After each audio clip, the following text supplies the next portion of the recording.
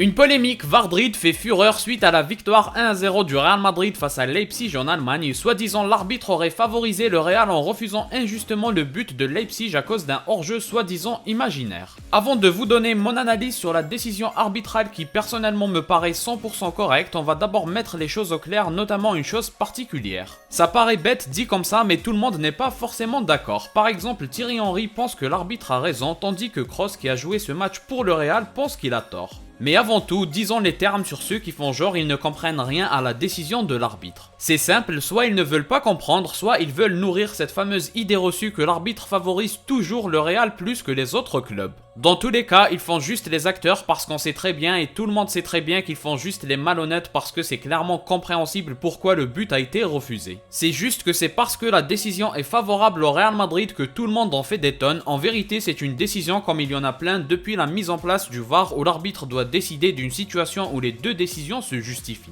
En l'occurrence, si l'arbitre accepte le but, on peut toujours dire que le joueur de Leipzig hors-jeu n'impacte que légèrement Lunin, donc il ne fait pas vraiment action de jeu. Et dans l'autre cas, si l'arbitre refuse le but, on peut toujours dire que le joueur fait action de jeu et que le règlement est appliqué à la lettre. Donc la conclusion à tout ça, c'est qu'en vérité ça ne mérite pas du tout polémique, ça concerne le Real, donc certains mettent le feu alors qu'ils sont conscients que c'est un cas où la décision n'est absolument pas scandaleuse. C'est comme avec les fautes de main, les deux décisions se défendent, donc il faut laisser l'arbitre décider tout simplement. Et enfin, pour ceux qui veulent faire croire que ça va toujours dans le sens du Real, notamment les imbéciles qui comparent avec la situation du but de Benzema contre le PSG où il bouscule Donnarumma, alors là je n'ai pas les mots, il faut activer son cerveau à un moment, pleurer juste parce qu'une décision ne va pas à l'encontre du Real, c'est pathétique. Pour le coup, on juge si un joueur hors jeu fait action de jeu, ça n'a rien à voir avec un contact qu'on peut considérer comme une faute ou non. Dans le cas d'un joueur en position de hors jeu, il suffit qu'il soit impliqué un minimum dans l'action, par exemple en faisant une petite poussette sur un joueur ou un gardien adverse ou même en cachant la vue du gardien. Rien que ça permet d'annuler un but, alors qu'en situation normale, cacher la vue du gardien n'est pas une faute, tout comme le contact de Benzema sur Donnarumma n'est pas une faute. Ce sont deux choses qui sont complètement différentes, donc c'est un argument bidon et totalement rejeté.